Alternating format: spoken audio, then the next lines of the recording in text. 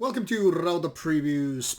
This week I will tell you a little bit about 3 different releases coming from known names. Now the first of these releases is already out by the time this video gets out, and that is the British band Benediction. The other two, Macabre and My Dying Bride, not so much, not yet anyway. Let's start in alphabetical order and go with Benediction. Now, obviously, many death metal names know the name Benediction since 80s, or at least since the 90s. I mean, the band was very active in the early years of 90s. That is, if you take a look at this band's Metal Archive site, you pretty much can figure out, even if you're a newbie to the genre, that these were the golden years of Benediction. But later on, especially when the band entered the new millennium and all that stuff, things kind of started to slow down. And between the last one, Killing Music 2008, and Scripture 2020, 12 years, my man. Now, it's interesting because, I never been a Benediction fan exactly. I don't even know why I never started digging deep into the Benediction ground.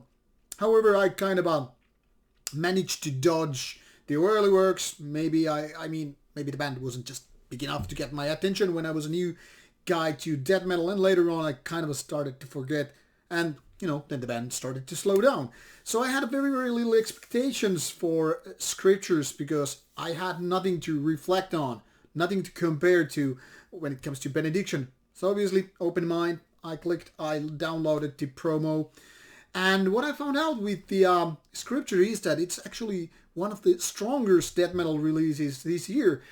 Very, very interesting to be doing that. Now, curiously enough, it's out on multiple formats, already out on October 16th in CD, vinyls, tape, and so forth, and later on a double CD, double vinyls, and digipack stuff.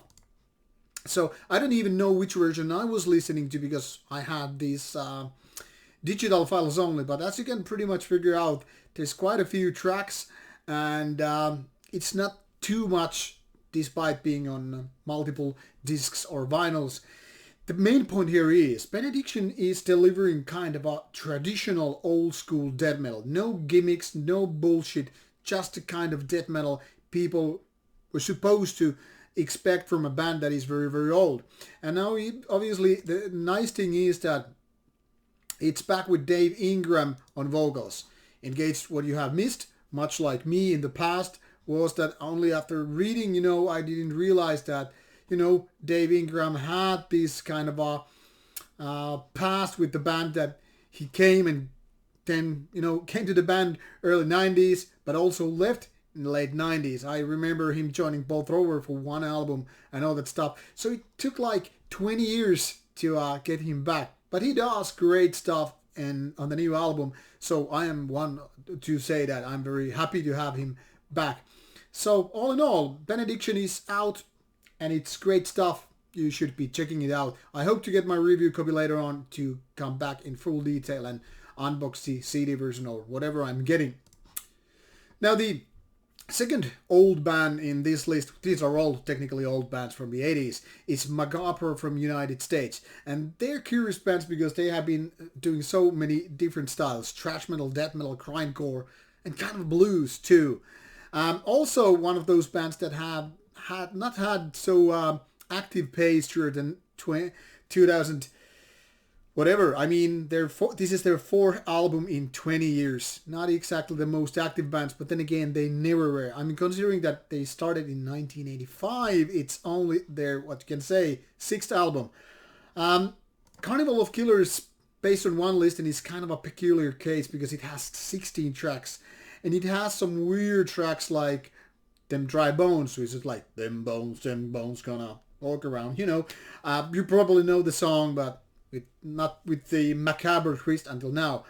So it's kind of like twisting metal into pieces which are very unmetal-like. It's a very curious piece and doesn't really fit what Nuclear Blast is usually doing because, after all, it's not really mainstream name, it's not a big name. But however, it has a long history and kind of a dedicated fan base, I could guess. Serial killer music with a twist in your face. Can't go wrong with that. Now, I'm sure it's going to disappoint some people, but it also going to please the hardcore fan audience. It's an interesting release, but hard to say how good it is based on one listening time.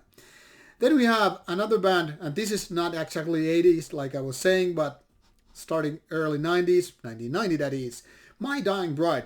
And they were already out with album The Ghost of Orion earlier this year, and I was one of the many people saying that it's a good album making doom metal and all that stuff. So I was totally surprised that they had this Macabre Cabaret out also in 2020, although in November 20th. And this is 3 tracks MCD. Now basically this is direct continuation to what My Dying Bride was already doing with Ghost of Orion. But also it's kind of a release that has these elements from early 90s. There's certain kind of guitar sound and growly vocal parts which very much took me back in the 90s when I heard the band for the first time. And even though I never was kind of like a doom metalhead, I remember My Dying Bride being one of the earliest bands, me to figure out in early 90s to have, growly elements and growly vocal studies and kind of a doom death approach. So it was like a nostalgia trip, even though it's a very fresh release. I think this is very much going to appease the fans of the band because it's really solid My Dying Bride work. And those of you who haven't still even got to the Ghost of Orion, now you have 2 flies to catch with one go. Definitely interesting year. So all in all, we had 3 quite big names, relatively speaking, obviously, coming already this year, or like in the case of Benediction already come out. Interesting names and interesting comebacks by these bands. Well, with My Dying Bride, we really can't talk about comeback. I mean, after all, being active all the time. But definitely interesting years, not only because we have multiple good black metal releases, but we also have strong doom or doom death releases, and then some death metal. Interesting year. So take a look at these when they're finally out, and I hope to review at least some of them when the physical copies arrive here at Rauta headquarters. Meanwhile, take a look at some of the recent reviews for you to check out some new music. Take care, my friends, and stay healthy.